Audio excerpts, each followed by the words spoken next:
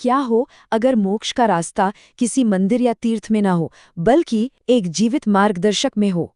और क्या हो अगर परम सत्य का रहस्य किसी पुराने गीत में छुपा हो? आज हम गुरु गीता के जरिए इसी रहस्यमयी खोज पर निकल रहे हैं। तो ये सब शुरू होता है एक बहुत ही सीधे लेकिन गहरे सवाल से। देवी पार्वती भगवान शिव से पूछती हैं, एक आत्मा को मुक्ति कैसे मिल सकती है? ये छोटा सा सवाल ही गुरु गीता के पूरे ज्ञान की नींव है। ये सिर्फ एक सवाल नहीं है, बल्कि सच को जानने की एक गहरी पुकार है। तो ये गुरु का गीत आखिर है क्या? देखिए, गुरु गीता एक बहुत बड़े और पुराने हिंदू ग्रंथ स्कंद पुराण का एक हिस्सा है। असल में ये भगवान शिव और देवी पार्वती के बीच एक बहुत गहरी बातचीत है, जिसमें शिव ये समझाते हैं कि मुक्ति के रास्ते पर गुरु की क्या अहमियत है। तो पार्वती के इस इतने अहम सवाल का शिव का जवाब क्या था? कोई मुश्किल पूजा पाठ या कोई कठिन तपस्या नहीं। उनका जवाब हैरान करने वाला, बहुत ही सरल और गहरा था, गुरु। चलिए, इस एक शब्द में जो गहरा मतलब छुपा है, उसे परत दर परत खोलते हैं। ये जो शब्द है ना, गुरु, इसके अंदर ही पूरा का पूरा दर्शन छिपा है। संस्कृत में गु का मतलब है अंधेरा, हमारे अंदर का आध्यात्मिक अज्ञान, और रू का मतलब है उसे हटाने वाला। तो गुरु सचमुच वो रोशनी है जो अज्ञान के अंधेरे को हटाकर ज्ञान का उजाला करते हैं। यहाँ पर एक बहुत ही दिलचस्प बात सामने आती है। गुरु गीता कहती है कि गुरु सिर्फ एक शिक्षक नहीं है, उन्हें तो ब्रह्मा, विष्णु और शिव यानी सृष्टि, पालन और संहार करने वाली ब्रह्मांड की शक्तियों का इंसानी रूप माना गया है। मतलब वो परमेश्वर जिसे हम देख नहीं सकते, उसे हमारे लिए सुलभ बनाने का एक तरीका। अच्छा, अगर गुरु मार्गदर्शक हैं, तो फिर शिष्य का रास्ता कैसा होना चाहिए? अब हम इस सफर के प्रैक्टिकल साइड को देखते हैं। मतलब गुरु गीता के हिसाब से एक शिष्य के लिए समर्पण और सेवा का मार्ग कैसा होता है?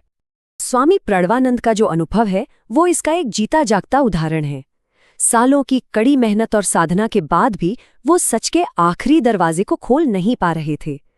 जब उन्होंने अपनी सारी कोशिशें छोड़कर अपने गुरु को पूरी तरह से सरेंडर कर दिया, बस तभी गुरु की कृपा से माया का वो आखिरी पर्दा हटा। ये हमें सिखाता है कि अपनी कोशिशों की एक सीमा होती है और उसके पार सिर्फ समर्पण और कृपा ही काम आती है। गुरु गीता ना एक बहुत ही खास तरह की आचार संहिता यानी कोड ऑफ कंडक्ट बताती है। ये नियम सिर्फ दिखावे के लिए नहीं है, इनका एक बहुत गहरा मकसद है।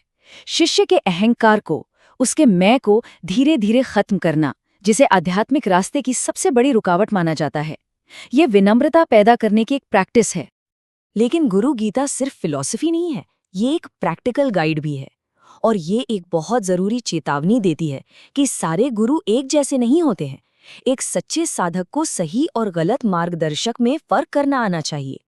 ये ग्रंथ गुरुओं को अलग अलग श्रेणियों में बांटता है, सिर्फ जानकारी देने वाले सूचक से लेकर आखिरी मंजिल तक पहुंचाने वाले परम गुरु तक। लेकिन सबसे जरूरी है निषिद्ध गुरु के खिलाफ दी गई चेतावनी। ये वो लोग हैं जो अपने ज्ञान का गलत इस्तेमाल करके दूसरों को गुमराह करते हैं। ये साधक के लिए एक तरह का रेड फ्लैग है। तो हमने गाइड को समझ लिया, रास्ते को भी जान लिया, पर इस सफर की मंजिल क्या है? ये सारी मेहनत हमें ले कहाँ जाती है?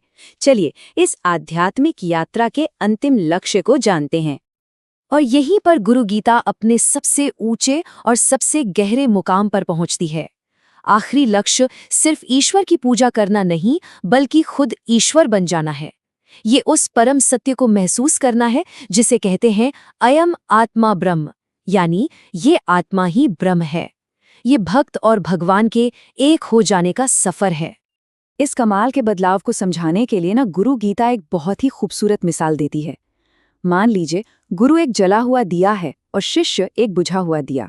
जब शिष्य गुरु के पास आता है तो गुरु की चेतना की लौ शिष्य की सोई हुई लौ को जला देती है और आखिर में दोनों एक ही दिव्य रोशनी से जगमगाने लगते हैं।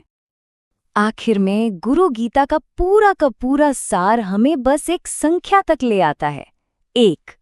ये उस परम एकता का प्रतीक है जहां साधक, रास्ता और मंजिल सब अलग अलग नहीं रहते, सब कुछ बस एक हो जाता है। तो ये पूरा विश्लेषण हमें एक बहुत गहरे सवाल के साथ छोड़ जाता है।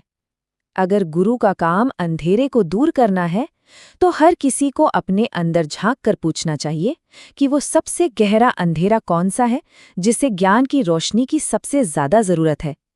ये एक ऐसा सवाल है जिस पर सोचना वाकई में बहुत जरूरी है।